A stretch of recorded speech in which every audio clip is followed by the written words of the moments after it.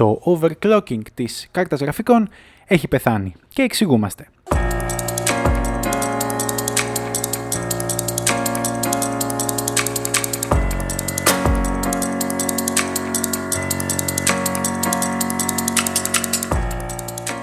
Κάποτε είχαμε εργαλεία όπως το MSI Afterburner που διαχειρίζονταν το overclocking των καρτών γραφικών και τις δωρεάν επιδόσεις που προσέφεραν απλά αυξάνοντας τη συχνότητα λειτουργίας.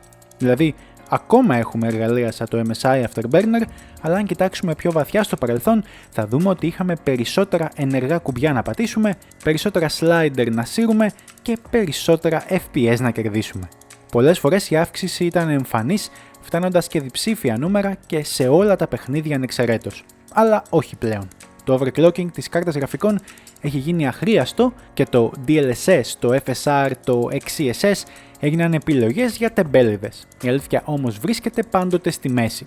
Πάρτε για παράδειγμα την RTX 4070 Ti Super της Gigabyte που μελετήσαμε και στο review της πριν από λίγο καιρό. Είναι μια γρήγορη GPU με 16GB RAM, όμορφη τετραγωνισμένη εμφάνιση, 3 ανεμιστήρες και ARGB για να τη χαίρεσαι όταν την έχεις όρθια μέσα στο PC.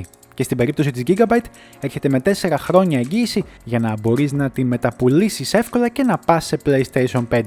Ο λόγος που κάναμε overclock παλιότερα ήταν για να κάνουμε την πιο φτηνή κάρτα να τρέχει σαν την πιο ακριβή με λιγότερα χρήματα. Σε κάρτες όπως η θρυλική Radeon HD 5870, μεταξύ άλλων εκείνης της εποχής, ήμασταν ελεύθεροι να πειράξουμε ακόμα και την τάση τροφοδοσίας του πυρήνα, των μνημών και ίσως του PLL με τη βοήθεια επιπλέον λογισμικού. Σε πολλές περιπτώσεις, οι κάρτες μπορούσαν να σπάσουν το φράγμα του 1 GHz στον πυρήνα από τα stock 800 και κάτι MHz. Το θέμα ήταν ότι με το overclocking δεν κυνηγούσαμε πάντα τις αυξημένες επιδόσεις στα games. Για πολλούς αποτελούσε ένα ενδιαφέρον χόμπι και για άλλους ένα χόμπι με χρηματικά έπαθλα. Και όπως σε κάθε competitive ψηφιακό άθλημα υπήρχαν διάφορα προβλήματα, κλίκες και cheat. Τι έγινε από τότε όμως μέχρι και σήμερα? Με γνώμονα το κέρδος, οι εταιρείες τις οποίες στηρίζουμε έμπρακτα με τις αγορές μας συχνά πυκνά αποφάσισαν να μας δώσουν τερματισμένα προϊόντα που δεν επιδέχονται πολλών αλλαγών. Σε αυτό το σημείο κορεσμού βρίσκονται αυτή τη στιγμή οι GPU. Ευτυχώς στο κομμάτι των CPU έχουμε ακόμα τη δυνατότητα να παίξουμε για να ξεκλειδώσουμε λίγες επιπλέον επιδόσεις, είτε με τη μέθοδο του memory overclocking είτε με άλλες επιλογές σχετικές με τον επεξεργαστή. Για τις GPU πλέον δεν μας δίνεται η δυνατότητα να πειράξουμε ρεύματα σε πάρα πολλές κάρτες γραφικών και η μόνη μέθοδος είναι τα slider για τον έλεγχο του power limit, του core clock που είναι ο χρονισμός του πυρήνα και του memory clock που είναι η συχνότητα των μνημών της κάρτας. Από αυτά το power limit ξεχωρίζει και είναι το ποσοστό του μέγιστου wattage που μπορεί να αξιοποιήσει η κάρτα και ίσως το μοναδικό πράγμα που αξίζει να χρησιμοποιήσετε. Απλά σέρνετε το slider στο τέρμα και η κάρτα αναλαμβάνει τα υπόλοιπα. Ας πούμε ότι η 4070 Ti Super σε stock ρυθμίσεις χρειάζεται περίπου 291 W σε gaming. Με συν 12% στο power limit μέσω του Afterburner ξεκλειδώνονται άλλα 34 W ισχύως για τα παιχνίδια μας. Βλέπετε, οι GPU, παλιές και καινούριες, τρέχουν σε συγκεκριμένη τάση ανάλογα με τη συχνότητα λειτουργίας τους. Έτσι, δημιουργείται αυτό που ονομάζουμε Voltage Frequency Curve ή Voltage to Frequency Table ή Power States όπως είναι γνωστό στα CPU ή σκαλοπάτια στα ελληνικά. Με βάση το αυξημένο headroom και εάν οι θερμοκρασίες το επιτρέπουν, η κάρτα θα αυξήσει τους χρονισμούς ή θα κρατήσει για περισσότερη ώρα το υψηλότερο state των χρονισμών της. Το θέμα είναι πόσα από αυτά τα 34W μετατρέπονται σε περισσότερα FPS στην πράξη. Η απάντηση εκπλήσει. Η αύξηση του power limit έχει αποτέλεσμα και είναι άρρηκτα συνδεδεμένη με τις θερμοκρασίες της κάρτας. Σε κάθε κάρτα τα αποτελέσματα μπορεί να διαφέρουν. Μια κάρτα μπορεί να έχει πιο cool σύστημα ψήξης, pun intended, ενώ μια πιο μικρή σε μέγεθος μπορεί να ψήνεται έτσι κι αλλιώς. Αν κρατήσουμε την GPU δροσερή, έχουμε περισσότερες πιθανότητες αυτή να τρέξει στο υψηλότερο power state για πιο πολλή ώρα και έτσι να μας δώσει πιο σταθερά και ίσως περισσότερα FPS. Ενδιαφέρον. Το αρνητικό είναι πως δεν μπορούμε να ξεπεράσουμε τα όρια που έχει θέσει ο κατασκευαστής. Και αυτό γιατί οι μοντέρνες κάρτες, όπως η 4070 Ti Super, είναι ήδη τερματισμένες από το εργοστάσιο. Δεν μπορείς να βάλεις χέρι και αν βάλεις χέρι, αυτό θα έχει συνέπειες.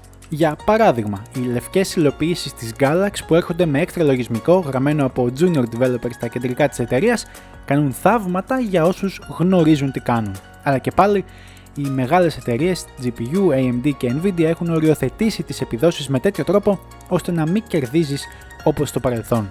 Στα αποτελέσματα της RTX 4070 Ti Super είδαμε ότι ναι μεν το overclocking μπορεί να μας δώσει μερικά επιπλέον καρέ στα games μας, αλλά αυτό θα το κάνει με μια μετρήσιμη και σημαντική αύξηση στην κατανάλωση.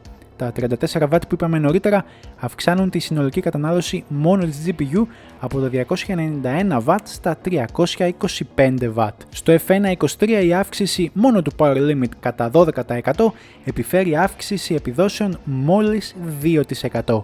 Μια μεγάλη απογοήτευση για τους enthusiasts. Το θέμα είναι ότι το 2% είναι μία από τις καλές περιπτώσεις, μιας και υπάρχουν παραδείγματα όπως το Cyberpunk, στο οποίο η αύξηση είναι πιο κοντά στο 1 με 1,5%. Διπλή απογοήτευση. Το φαινόμενο του τεχνητού περιορισμού συναντάται παντού τελευταία και η αλήθεια είναι πως έχει ξενερώσει όσους ήθελαν να ασχοληθούν και να ξεζουμίσουν το hardware τους. Οι μνήμες των GPU είναι μια ελαφρώς διαφορετική ιστορία. Τα μεγάλα bandwidth που υπόσχονται οι κατασκευαστές και τα τεράστια σε μέγεθος games καλούνται να μεταφέρουν ή να αποσυμπιέσουν on the fly τεράστιους όγκους δεδομένων από και προς την κάρτα. Οπότε, αυξάνοντας τους χρονισμούς της μνήμης, έχει περισσότερο effect από ό,τι στο παρελθόν.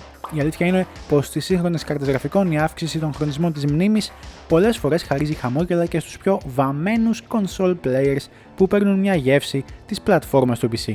Πάντοτε όμως θα υπάρχουν φορές όπου τα κέρδη από το overclocking είναι έτσι και έτσι και μπορεί να απογοητεύσουν. Σε κάθε περίπτωση, η αύξηση του power limit είναι η πρώτη κίνηση που θα πρέπει να κάνει κάποιος για να δει βελτίωση στις επιδόσεις. Θυμηθείτε ότι και αυτό προσφέρει αύξηση στις επιδόσεις όπως κάνει το overclocking.